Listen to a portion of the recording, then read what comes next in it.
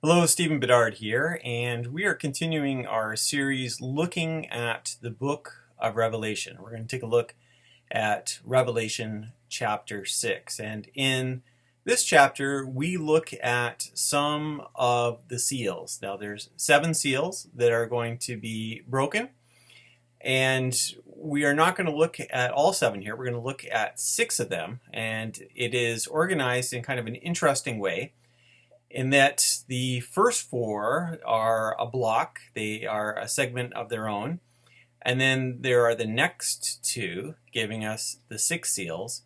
And then we have a break in chapter 7, and it's not until chapter 8 that we get to the 7th seal. So we're only going to look at the first 6, and we'll begin by looking at the first 4. And these 4 are probably the most familiar to you. These are the famous 4 horsemen of the apocalypse. Now, who are the 4 horsemen? Well, you might think, well, that's really easy. Everyone knows that. You don't even have to be connected with the church to know who the 4 horsemen are. There is war and plague and famine and death. That's who the 4 horsemen are. And yet, that's not exactly what you see in the scriptures. When you look at it closely here, as much as that is a really nice way to divide up the things that people fear, those 4 aspects of plague and war and famine and death, that's not how it's actually described in the book of Revelation. So what does Revelation chapter 6 actually say?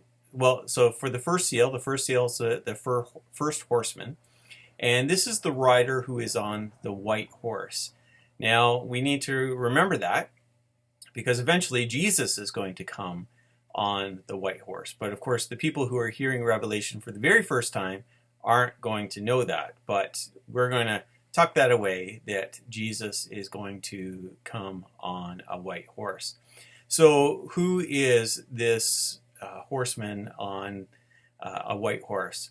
Well, this person's coming with a bow, and the people at that time, especially in that area of the world, were familiar with bowmen on horses, and those were the Parthians, who were sort of the successors to the Persian Empire, and they were the pressing threat. If you think about different countries that we might think of right now as being threats, the Parthians were the threats to the Roman Empire. Of course, the official Romans, but also those within the empire, whether or not they supported the Romans or not, they too were afraid of the Parthians, and that especially is true of the area around what we call Israel now, and Asia Minor, and all of those areas, especially where we're talking about where the 7 churches of Revelation are found in Asia Minor. So they would be concerned about the Parthians coming. And this horseman seems to represent conquest specifically. So war, but war as in conquest.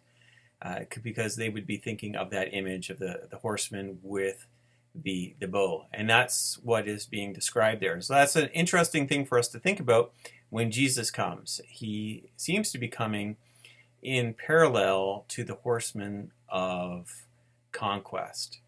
What about the second horseman? Well, the second horseman comes on a red horse, and this one also seems to be connected with war, but not the conquering side of war, rather the destructive part of war, the bloodshed part of war. So if you think of war in 2 stages, you have an army comes in, they conquer, they take control, they tear down the leadership, the previous authority, they conquer the army that was defending.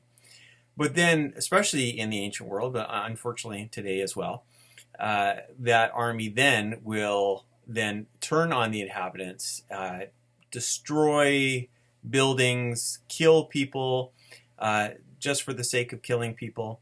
And we have all kinds of stories of that. And that seems to be what the second horseman is. So the first 2 horsemen really are both about war. One is about conquering, and the other one is about bloodshed. And then we have the third seal and the third horseman, and this one is coming on a black horse. And this is indeed famine that is coming, and that is something that people in the ancient world were always fearing, because that was happening, and so much was so out of their control. And when a famine hit, there was not much hope for relief. Even today, with all of our technology and our communication and our ability to ship things everywhere, in certain countries, famine can just destroy people. And so that's what we see here in the third horseman. Now, it's an interesting thing that is said here. It says, a quart of wheat for a day's pay, and 3 quarts of barley for a day's pay, but do not damage the olive oil and the wine. And there's a few thoughts as to what that is. Some people think that it is pointing to the fact that the poorer people will really struggle to get food, but the richer people, they will still have their luxuries like olive oil and wine. Others look at what happens in a war kind of situation where the conquering army might destroy the grain fields, but would leave the olive trees and the vines for grapes. They would leave that up. That was a common way that armies would deal with a conquered nation. So some people think that. But we don't really have to get too much into details. We just see that this is a very terrifying situation that is talked about. And then we get to the fourth horseman, which is death. And we're told that this horseman comes on a pale horse. And that literally is a green horse.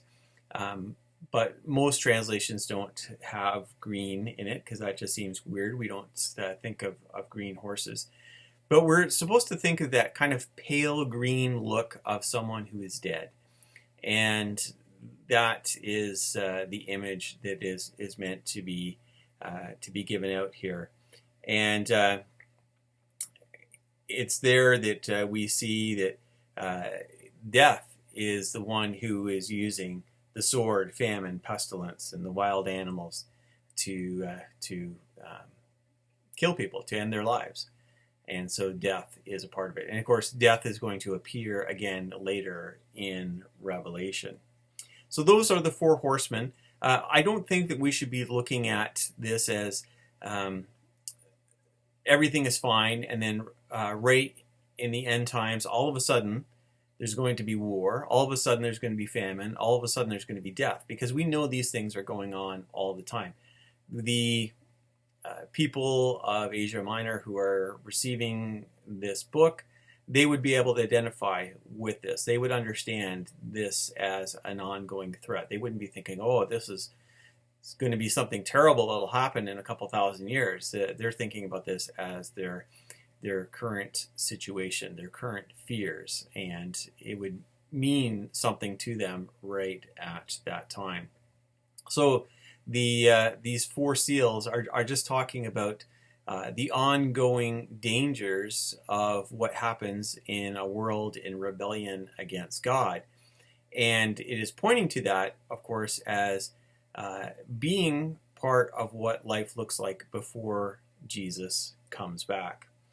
So we move on from that to the 5th seal. And the 5th seal takes us in a totally different direction. This takes us to the souls of the martyrs who are under the altar of God. Now, martyr, that word literally means witness.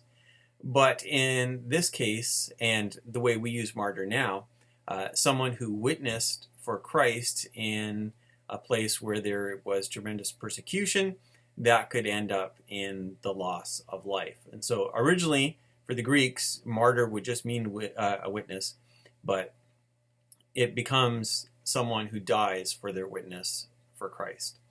And so these saints, these martyrs, are crying out, "Sovereign Lord, holy and true, how long will it be before you judge and avenge our blood on the inhabitants of the earth?" Some people have looked at this and tried to use this as data to try to understand what the afterlife looks like, what the in-between state is like between death and the resurrection of the body. I'm not sure that that's what is going on here. This is, again, very symbolic language. And these martyrs really are speaking for the people who are receiving revelation, who are experiencing persecution. And they're asking the same question that we're all asking. How long, Lord? How long will things be bad like this? How long before for this world to stay in rebellion? How long before God comes and makes everything right? They're longing for the day of the Lord, that ancient concept that the Hebrews held on to, that one day, acknowledging that things aren't right now, that God would come and make everything right. That was the day of the Lord, and that's what these people are waiting for.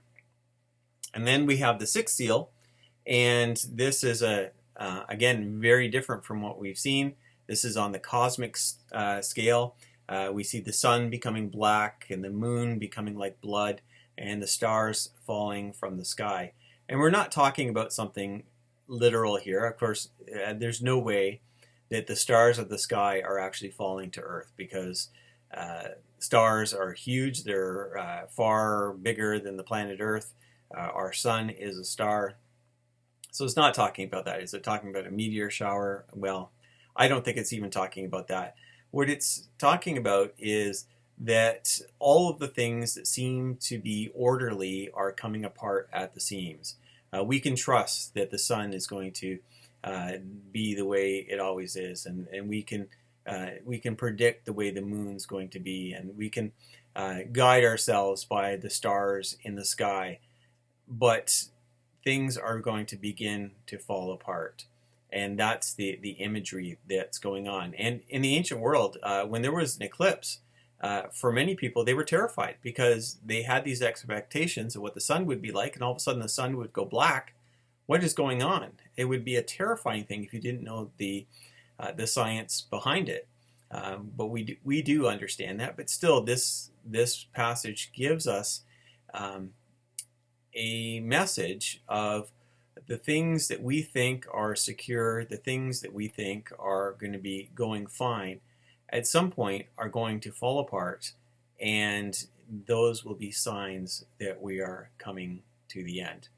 And so at that stage, we are finishing the first 6 of the 7 seals, and then we will take a break next time as we look at chapter 7, and then we will get into the 7th seal. Thank you for watching this.